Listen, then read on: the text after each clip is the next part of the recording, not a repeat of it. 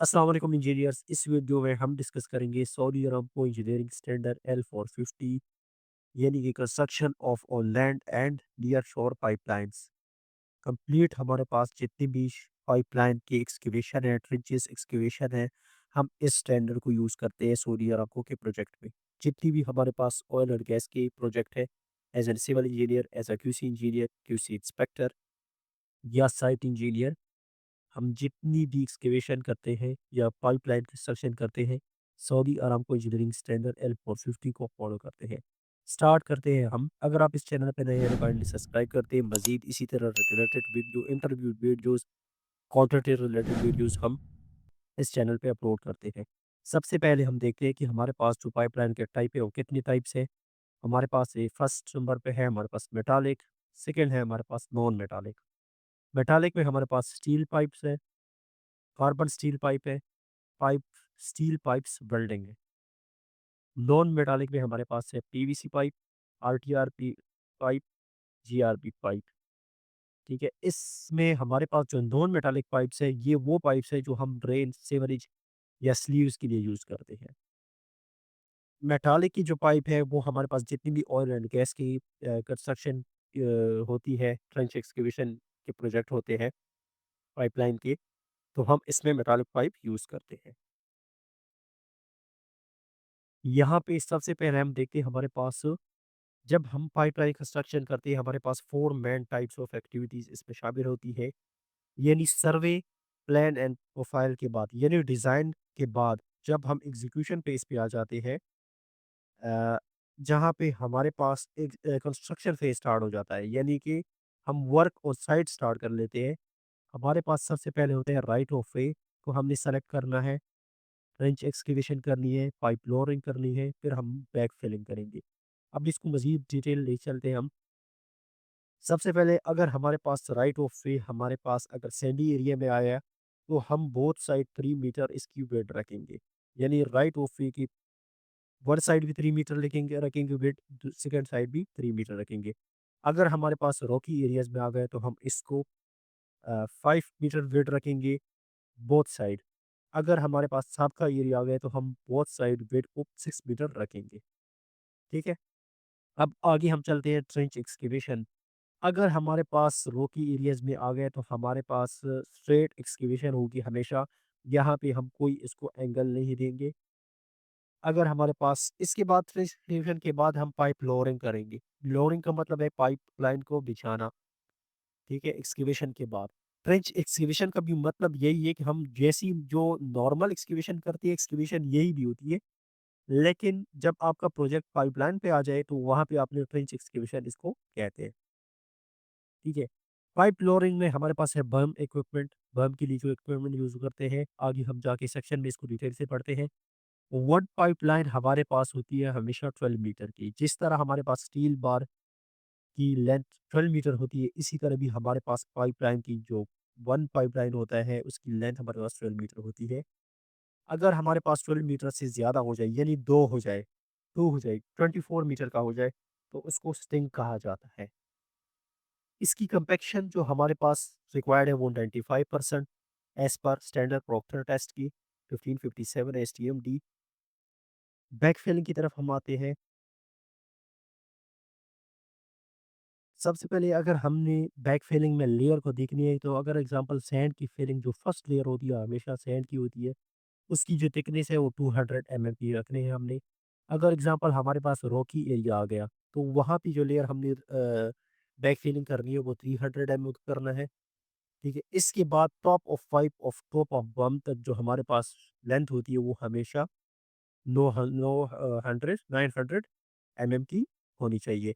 अब ये top of pipe और टॉप फ्लैप बम क्या चीज़ है, ये हम आगे जाके इस सेक्शन में डिस्कस करते हैं। एंगल ऑफ डिस्पोज डिपोज ये हमारे पास हमेशा 35 सेंटीग्रेड होना चाहिए। इसको हम देखते हैं आगे। अच्छा, इसके लिए टेस्ट जो परफॉर्म किया जाता है वो हॉलिडे टेस्ट होता है कैथोड प्रोडक्शन के लिए। ठीक है? इसके अलावा हमारे पास हाइड्रो टेस्ट भी होता है, जो लीकेज को चेक करते हैं। अगर हम बैक फिलिंग कर लें, तो जो हम टेस्ट को टाइम देते हैं, हॉलिडे टेस्ट को, उसको वो हम 24 आवर्स देंगे। अगर हम बैक फिलिंग के बगैर चेक करेंगे ना विदाउट बैक फिलिंग तो उसको हम 4 हावर टाइम देंगे। ये बेसिक इंटरव्यू क्वेश्चन मैं आपको बता रहा हूँ, ठीक है? ये बेसिक इंटरव्यू क्वेश्चन है। ये आपको से बेसिक टर्मिनोलॉजी जो मैंने Saudi Aramco engineering standard L450 से ली हुई है। अगर आप उसको मज़ीद डिटेल से पढ़ना चाहते हैं, मैं डिस्क्रिप्शन में सऊदी अरब इंजीनियरिंग स्टैंडर्ड L450 भी दे दूँगा। वहाँ से आप डाउनलोड करके इसको डिटेल से पढ़ सकते हैं, ठीक है? ये हमारे पास बड़ी पाइपलाइन इंस्टॉलेशन डिटेल है, सेक्शन है हमारे पास फॉलो हो रहा है। टिपिकली सैंड पैड अगर आप चेक कर सकते हैं बेस पे, यहाँ मैं आपको बताऊँ, यहाँ पे अगर हमारे पास है T400 मिनिमम हमारे पास डेप्थ होना चाहिए इसका डाया। यहाँ से हमारे पास जो फर्स्ट लेयर है वो 200 ये हमारे पास सैंड की लेयर हमारे पास होनी चाहिए। इसके बाद हम पाइप लोअरिंग करेंगे यानी पाइप को बिछाएँगे, ठीक है? इसके बाद अगर हम ऊपर चले बैक फिलिंग करेंगे तो वो हम 200 एमएम की लेयर को डालेंगे। अच्छा ये अलग सेक्शन है अगर रॉकी एरियाज़ पे आ गया या सेटलमेंट एरिया पे आ गए ना, यहाँ पे स्टेबल सॉइल पे आ गया, तो उसके लिए अलग सेक्शन होगा वो भी मैं आपको बताता हूँ आगे। ये हमारे पास अगर ऐसी जगह पे पाइप आ गए जहाँ पर हमारे पास स्ट्रक्चर आ गए यानी रोड आ गया। ठीक है, वहाँ पे आपने जो साइड पे ये शोल्डर देने हैं, ये दोनों बोथ साइड आपने क्या करना है 600 एमएम 600 एमएम आपने देने हैं, ठीक है? और इसके ऊपर बम कंस्ट्रक्शन के ऊपर आपने मैक्सिमम ये जो थिकनेस दी है ये ओवर 50 एमएम से ज़्यादा होना चाहिए, ठीक है? कम नहीं होना चाहिए। और ये हमारे पास पाइप बम टॉप ऑफ पाइप से लेकर टॉप ऑफ बम तक जो मैंने ऊपर बताया ना वो ये चीज़ है। यहाँ से लेकर यहाँ तक आपने क्या करनी है मिनिमम होकर 900 एमएम से तक होना चाहिए, इससे ज़्यादा होना चाहिए, कम नहीं। आगे हम चलते हैं बर्म कंस्ट्रक्शन। अच्छा, टिपिकल रॉक पैड अगर आपके पास रॉक एरिया में आ गए तो आपने इस सेक्शन को फ़ॉलो करना है। इस सेक्शन में चेक करो क्या डिफरेंस है इसमें, यहाँ पे आपकी बम जो पाइप है ये स्ट्रेट बिल्कुल इसकी एक्सकैवेशन हुई है, ठीक है? ट्रेंच एक्सकैवेशन हुई है, स्ट्रेट हुई है। सैंड बेडिंग पैडिंग देखो सैंड बेडिंग है, पैडिंग आपने करनी है। टॉप ऑफ पाइप आपका ये आ जाएगा और ये आपका है जो जो एंगल बताया है ना 35 एंगल बर्म कंस्ट्रक्शन ये असल में बर्म कंस्ट्रक्शन है। ठीक है? ये आपने एंगल भी 35 देना है, यहाँ आपका डिफाइन भी हुआ है। ठीक है? और ये मिनिमम आपका टॉप ऑफ पाइप से लेकर टॉप ऑफ बम तक, यहाँ से बम आपका स्टार्ट हो रहा है, यहाँ से लेकर यहाँ तक और ये एंगल 35 होना चाहिए। ये आपका 900 एमएम से ज़्यादा होना चाहिए। ठीक है? अब हम strength construction in stable soil अगर हमारे पास सॉइल जो है वो स्टेबल है, तो आपने ये सेक्शन फॉलो करना है। सेक्शन में आपने सबसे पहले क्या करना है, आपने स्टेबल सॉइल में 15 सेंटी का आपने पहले बेड बनाना है, फाउंडेशन यानी पीसीसी करनी है। उसके बाद आपने 15 सेंटी की आपने बेडिंग करनी है, जो आपकी सैंड आ सकती है। ठीक है? उसके बाद आपने ये डाया आपकी जो डाया के साथ जो एरिया है, ये वाला एरिया 0.7 इंटू डी, डी मतलब डाया ऑफ पाइप्स। ठीक है, फिर उसके बाद आपने ये जो लेयर डाली है 30 सेंटीमीटर और 30 सेंटीमीटर का आपने ऊपर वाले लेयर्स डालने हैं। ये आपका बेड हो गया। Final backfill excavated soil compost at in layer of the 30 centimeter. ठीक है? अब आगे चलते हैं, अगर हमारे पास अनस्टेबल सॉइल आ गया, तो वहाँ पर आपने ये सेक्शन फॉलो करना है। अब ये देखो इस सेक्शन में क्या डिफरेंस है, ये बिल्कुल आपका स्ट्रेट है।